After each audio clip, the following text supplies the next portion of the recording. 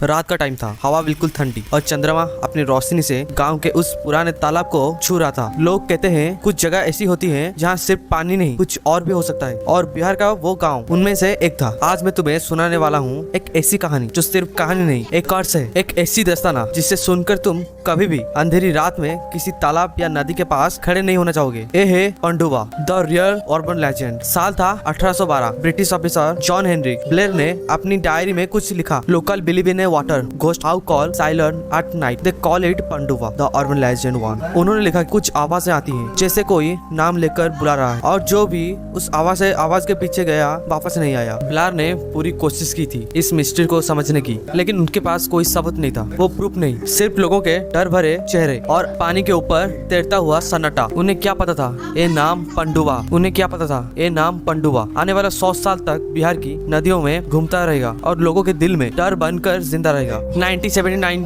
का साल था। गांव के पास एक छोटा सा गांव, घना जंगल, बीच में पुराना तालाब। गांव के बुजुर्ग कहते थे रात में वहाँ मत जाना, वहाँ पंडुवा रहता है। उसी गांव में एक 18 साल का लड़का रहता था, उसका नाम था श्याम। उस रात उसका जन्मदिन था। दोस्तों ने मना किया, माँ ने भी कहा बेटा रात में बाहर मत जाना, पर श्याम ने हंस दिया। उसने बोला अरे माँ मैं बस बाहर थोड़ा सा चिल करने जा रहा हूँ, कुछ नहीं हुआ। बस रात के 11 बजे पूरा गाँव सो गया। बाहर में बस ठंडी सी हवा चल रही थी और बाहर एकदम से सन्नाटा। श्याम एक प्लास्टिक की बोतल और एक बीड़ी लेकर निकल पड़ा। तालाब के किनारे जा कर बैठा। उसने बीड़ी जलाया, एक सिप लिया और अपने रिफ्लेक्शन को देख रहा था। पानी में चंद्रमा की रोशनी चुप चुप के हिल रही थी। अचानक एक ठंडी सी लहर उसके पास आई। श्याम ने कुछ समझ नहीं पाया, लेकिन कुछ सेकंड बाद एक आवाज आई, श्याम बीड़ी तो देना। श्याम ने सोचा कोई दोस्त उसके साथ मजाक कर रहा होगा। उसने बोला कौन है बे? फिर से आवाज आई, बीड़ी दे और दारू की बोतल भी दे। बस उसका दिल तेज से धड़कने लगा। किसी ने उसका नाम कैसे लिया? उसने टॉर्च निकाली, लेकिन टॉर्च जली नहीं, सिर्फ एक छोटी सी रोशनी थी, और उसी में उसने देखा 2 नीली आंखें बिल्कुल पानी के ऊपर तैरती हुई, और उन आंखों के नीचे एक लंबे नोकीले जैसे नाक, काई से भरा हुआ चेहरा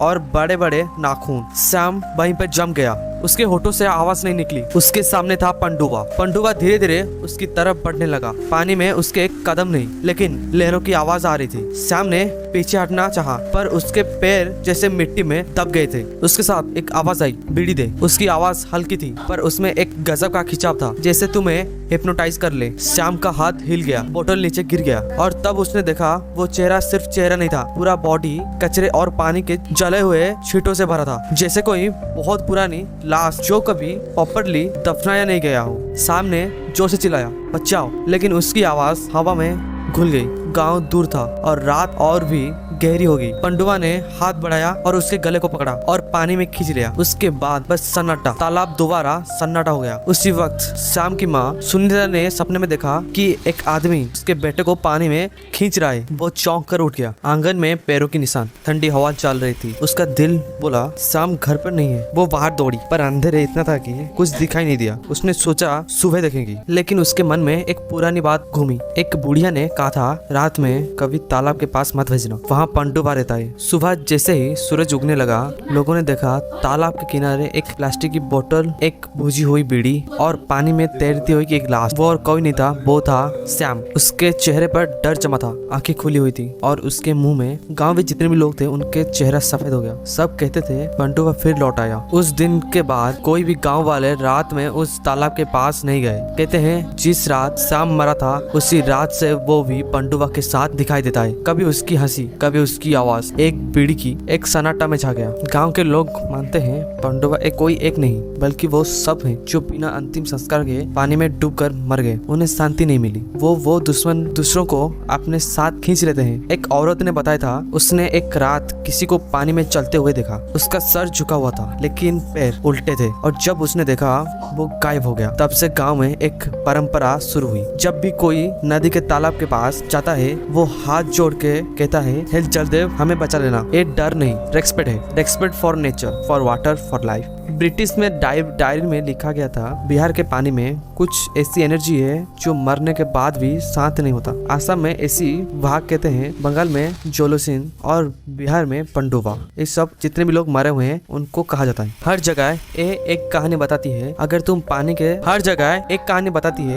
तुम पानी का अपमान करते हो या रात में उसके साथ खिलवाड़ करते हो, तो वो तुम्हें अपनी तरफ खींच लेती है। अजीब बात यह है कि जब कोई नया विक्टिम होता है, तालाब के पानी में एक नई ही लहर उठती है जैसे किसी ने वहाँ दोबारा जन्म लिया हो। देखो, लोग कहते हैं पंडुआ सिर्फ एक कहानी नहीं, पर हर कहानी के पीछे कुछ ना कुछ हो सकता है। पंडुआ एक मेटाफोर हो for guilt, for sin, for disrespect our nature. जब हम पानी को गंदा करते हैं या पानी, हवा और जमीन या नुकसान करते हैं तो प्रकृति हमसे अपना बदला लेती है और उस बदले का रूप होता है पंडुआ। लेकिन कुछ लोग मानते हैं कि वो अब भी जिंदा है। एक पुराने रिपोर्टर के अनुसार 1982 में कुछ लोगों ने शाम के तालाब के पास एक आदमी को देखा था जो अंधेरे में खड़ा था। सिर्फ आंखें दिख रही थी और वो कह रहा था 2-4 बीड़ी दे पीने के लिए और पौवा भी दे। और ये पौवा मजेदार है। अगर तुम कभी बिहार गए, डिस्ट्रिक्ट के एक गांव के पास जाओ तो वहाँ एक पुराना तालाब है। लोग कहते हैं वहाँ रात में हवा नहीं चलती, लेकिन पानी के लहर जरूर चलती है। कोई नहीं जानता है कि लहर किस वजह से चलता है, लेकिन सब जानते हैं उसके नीचे कोई है जो अभी बुलाता है